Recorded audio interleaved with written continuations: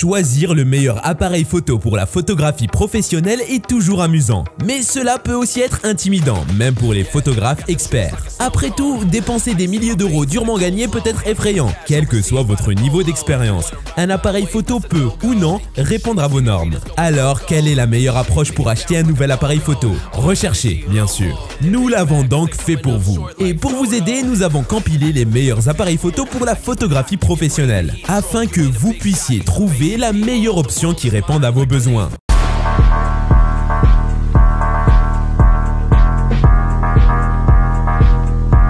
Sony A7S III. L'Alpha 7S fait un boulot d'excellente qualité. Il conviendra aux experts aisés comme aux pros de la photo ou de la vidéo. On apprécie son ergonomie très réussie, un viseur d'excellente qualité, un autofocus affûté comme une lame de rasoir, ainsi qu'une connectique très fournie. Cerise sur le boîtier, l'Alpha 7S III bénéficie d'une interface entièrement repensée et pilotable au doigt. Les points forts de l'Alpha 7S sont la qualité photo et vidéo, la réactivité de l'autofocus, la qualité du viseur électronique, l'écran articulé et son système de menu enfin dépoussiéré. Le seul point négatif est la carte CF Express qui paraît peu courante.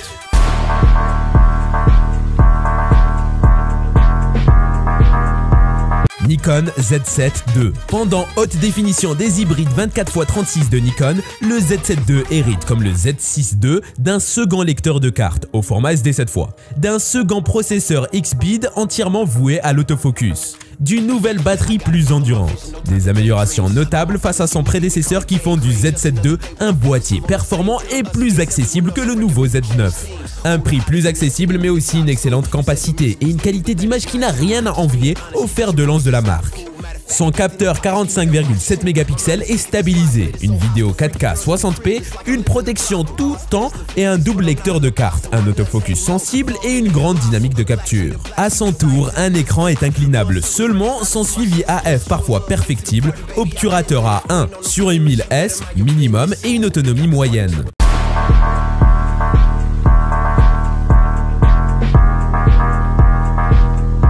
Nikon D850.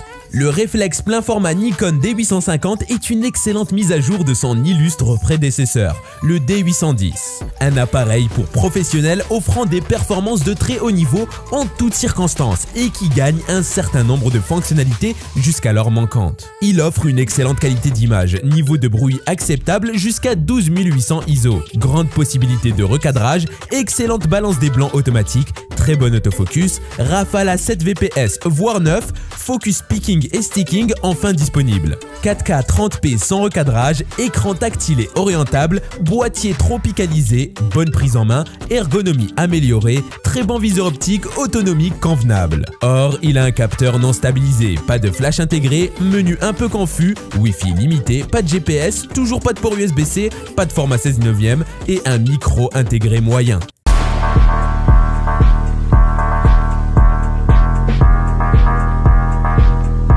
Sony A7R IV. Le Sony A7R IV est l'appareil photo sans miroir plein format haute résolution de 4e génération de Sony, construit autour d'un capteur BSI CMOS qui produit des images de 60,2 MP. Par rapport aux générations précédentes, il promet une qualité de construction plus robuste, des contrôles raffinés, la dernière implémentation de mise au point automatique de l'entreprise et plus encore. Malgré sa haute résolution, il peut filmer jusqu'à 10 images par seconde avec une mise au point automatique complète et filmer des vidéos 4K soit sur toute la largeur de son capteur, soit à partir d'un recadrage APS-C Super 35. Il bénéficie également d'un mode haute résolution à 16 prises de vue qui peut être utilisé pour générer des images 240 mégapixels de scène statique.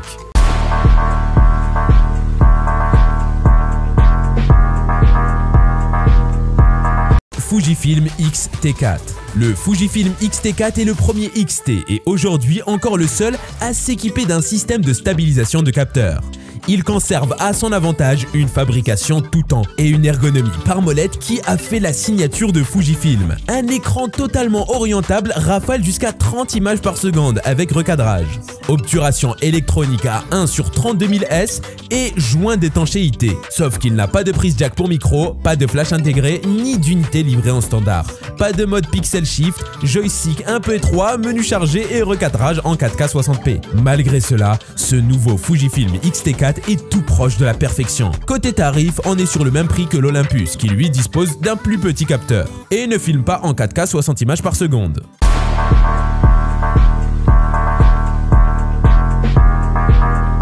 L'OS R, bien qu'équipé d'un capteur de 30,3 mégapixels, offre une série de caractéristiques restreintes et des choix ergonomiques tactiles discutables. La poignée est confortable et bien creusée, alors qu'elle laisse suffisamment d'espace entre elle et l'objectif. La différence principale entre l'OS R6 et l'OS R5 se situe sur l'épaule droite. Le premier bénéficie d'un barillet de sélection des modes photo, tandis que le second jouit d'un écran de contrôle des paramètres. Du côté de la connectivité, des prises synchro flash, micro et casque sont disponibles aux côtés d'un port micro HDMI type D. Le Wi-Fi 5 i3E802.11a/BGNAC est aussi de la partie en compagnie du Bluetooth 4.2. La prise USB-C permet-elle la recharge de la batterie?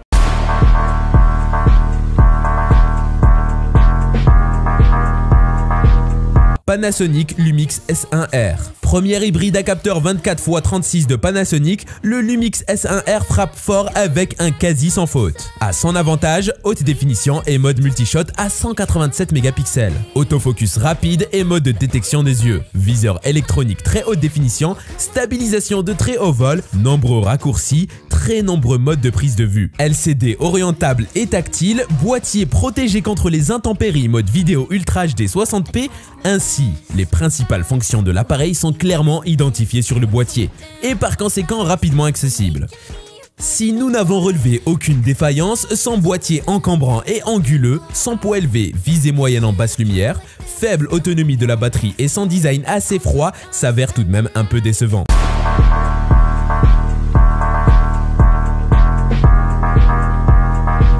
Olympus OM-DE M1X. L'Olympus OM-DE M1X est un EM1 Mark II renforcé, reprogrammant son capteur de 20 mégapixels, ses films 4K et ses rafales de 18 IPS dans un corps plus grand et plus résistant avec une poignée portrait intégrée, des batteries doubles, des capteurs de champ, un suivi de mise au point automatique amélioré, alimentation USB et stabilisation intégrée encore meilleure. La stabilisation est remarquablement bonne, mais il n'y a pas de 4K à 60p. Le viseur est relativement bas, l'ensemble de fonctionnalités Olympus rend les réflexes numériques professionnels démodés. La 9 de Sony est un rival moderne beaucoup plus difficile qui ne coûte qu'un tiers de plus. Le M1X est un corps spécialisé avec un public limité en conséquence. Il s'agit de l'appareil photo Micro Four Thirds, le plus grand, le plus lourd et le plus cher à ce jour.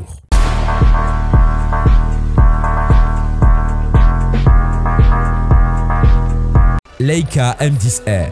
L'appareil photo numérique Leica M10R fait suite à la série des M10 et particulièrement du M10 monochrome. Il apporte principalement un nouveau capteur de 40 mégapixels comme nouveauté et conserve évidemment la visée télémétrique. Le M10R est annoncé avec un bruit de déclenchement réduit. La sensibilité atteindra les 50 000 ISO. Parmi les autres caractéristiques, on peut noter une mémoire tampon capable d'encaisser une quarantaine d'images en rafale. Rafale qui atteint les 5 IPS dans le mode le plus rapide. La vitesse maximale est disponible pour l'obturation atteinte. Elle est 1/1400S. Le Wi-Fi est aussi disponible pour connecter l'appareil à l'application mobile Leica Photo. À son prix, nous regrettons toujours l'absence de certaines fonctionnalités technologiques, mais c'est ainsi que fonctionne Leica depuis toujours.